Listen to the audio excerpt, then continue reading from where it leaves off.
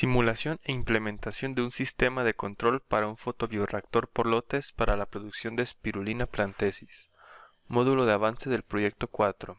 Presenta Torres Olor y Rubén Darío y Velasco Castañeda Diego. La Spirulina plantensis es una microalga verde-azul que se considera como un superalimento por el alto contenido nutrimental que posee. Su consumo puede tener efectos benéficos en algunas enfermedades y también es usado en el área de los cosméticos y acuicultura. Descripción general del sistema de proceso. El inóculo de Spirulina plantensis se introduce en el fotobioreactor tipo batch junto con el medio de cultivo. En nuestro proceso se requiere una inyección de CO2, el cual será la fuente de carbono para la espirulina, un suministro de agua, un sustrato que proporcionará a nuestro cultivo de las sales minerales para su desarrollo, además de una fuente de luz la cual ayudaría a nuestro cultivo a que realice el proceso de fotosíntesis. Después la cosecha obtenida pasa por un filtro para quitar la mayor cantidad de agua posible y por último pasa por un secador para tener como producto final espirulina totalmente seca. Sistema de reacción. Para la representación matemática de nuestro fotobioreactor se tomó el modelo de Monod, mostrada en la ecuación 1, la cual se combinó con el modelo de la ley de Lambert-Beer, que es la ecuación 2. La combinación de estas dos da como resultado un modelo cinético alternativo. Modelado. Para el modelado partimos del balance de masa para un reactor tipo batch, combinamos la velocidad de crecimiento de la ecuación de Monod y añadimos el factor de muerte celular. Realizando una combinación de estas ecuaciones dadas, obtenemos el modelo de crecimiento celular afectado por la intensidad de la luz. Parámetros de operación. En la siguiente tabla se muestran los principales parámetros de operación del fotobioreactor. Objetivo general y particulares. Como objetivo general se tiene simular e implementar un sistema de control para un fotobioreactor por lotes en MATLAB para visualizar un escenario de la producción de Spirulina plantensis a ciertas condiciones dadas.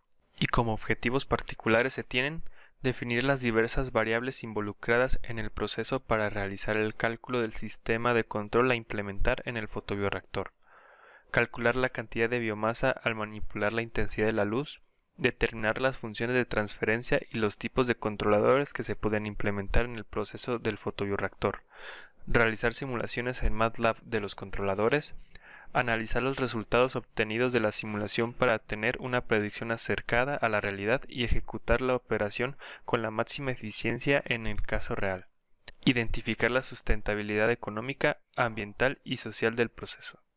Se realizó una simulación del modelo planteado anteriormente, el cual nos describe el comportamiento del crecimiento de la biomasa en función del tiempo y la intensidad de la luz que inciden en las células de microalgas. Como se puede apreciar, cuando se tiene una intensidad nula de luz, el crecimiento de la biomasa es muy carente, por lo que tiende a cero.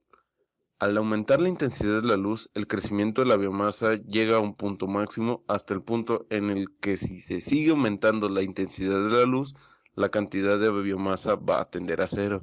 Esto quiere decir que entre más intensidad de la luz esté, le va a hacer más daño a las microalgas. En este gráfico se observa la simulación de la linealización que se tomó como referencia una intensidad de la luz de 150 y una concentración inicial de la biomasa de 9 gramos por litro.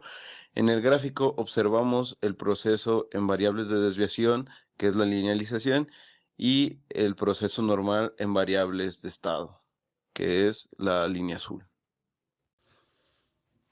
Se realizó la curva de respuesta del modelo dinámico a lazo abierto, el cual nos indica que este sistema es estable para las condiciones establecidas.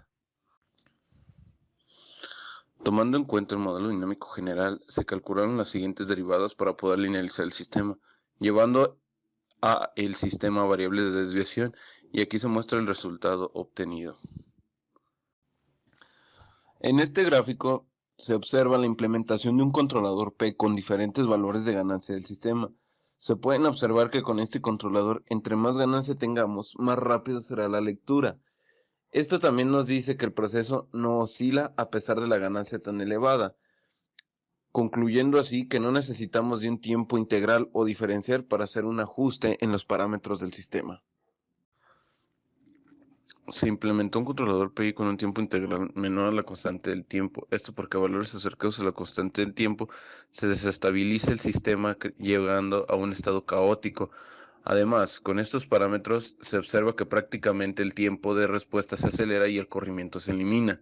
No se implementará un controlador PID debido a que se recomienda para procesos lentos, en los que se tienen respuestas con oscilaciones, y también por el hecho de que la parte de la derivada del controlador PID amplifica el ruido. Esto del ruido se verá analizado más adelante en las siguientes diapositivas. La siguiente gráfica es generada a partir de un diagrama de bloques realizado en Simulink, donde se llevó a cabo un proceso a lazo cerrado con un controlador P y PI. También se agregó un salto en escalón para ver su comportamiento. Se muestra con una línea verde el salto en escalón realizado en el sistema. La línea negra representa la simulación realizada a lazo cerrado, en el cual se aprecia un corrimiento elevado y un tiempo de respuesta medio. La línea roja representa la simulación realizada a un controlador del tipo P, en el cual se observa la disminución del corrimiento y además posee un tiempo de respuesta más rápido.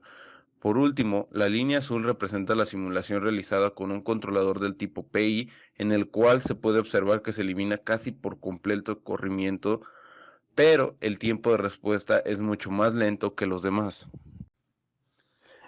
El siguiente gráfico también realizado a partir de Simulink, en donde se realizó una simulación a lazo abierto PI y PID, que además fue perturbado con una señal de ruido. Si se hace un zoom en esta gráfica, se observa que el comportamiento del ruido es similar a la del PID, y esto hace casi imposible la lectura de ese controlador, generando así una desestabilización del sistema con ese controlador puesto a su sensibilidad al ruido. El siguiente gráfico a partir de Simulink, en donde se realizó una simulación de lazo cerrado con controladores PI y PID perturbados con una señal de ruido. En el caso del controlador PID, este es muy sensible a las perturbaciones, por lo que no es capaz de realizar mediciones precisas por la velocidad de respuesta del proceso. En el caso del controlador PI, se tiene una señal mucho menos perturbada por el ruido que en el caso del PID. Por último, se tiene una señal a lazo cerrado, la cual presenta más perturbaciones que en el caso del PI. Por lo tanto, se puede concluir que el más apropiado para este tipo de casos es el controlador PI. En cuanto a la sustentabilidad económica, de acuerdo a los cálculos, cotizaciones e investigación de mercado realizadas, se obtuvieron los siguientes resultados. Si solo tomamos en cuenta los costos y ganancias anuales, tendríamos un balance general de menos 21.123 pesos al año. Y esto sin contar que se debe de realizar la compra del equipo, renta del espacio, entre otros aspectos. Por lo que se concluye que no es viable económicamente el proyecto realizado. Como alternativa se propone cambiar un fotobioreactor por lotes como el presentado a uno tubular ubicado al aire libre para que sea más grande la cantidad de espirulina a producir y además aproveche la energía solar y no se tenga que suministrar luz artificialmente al sistema. Sustentabilidad ambiental. Lo positivo. Anualmente se estaría produciendo una biomasa proveniente del fotobioreactor de 77 kilogramos. Afortunadamente, investigaciones recientes han señalado que específicamente la biomasa de desecho proveniente de la elaboración de espirulina puede servir como un método de absorción de cromo y cobre en el agua. Por lo tanto, esta biomasa puede tener un uso posterior a la del fotobioreactor. El lado negativo es que se tendrán que consumir aproximadamente 10.000 metros cúbicos de agua al año, lo que representa una gran cantidad de agua requerida para operar.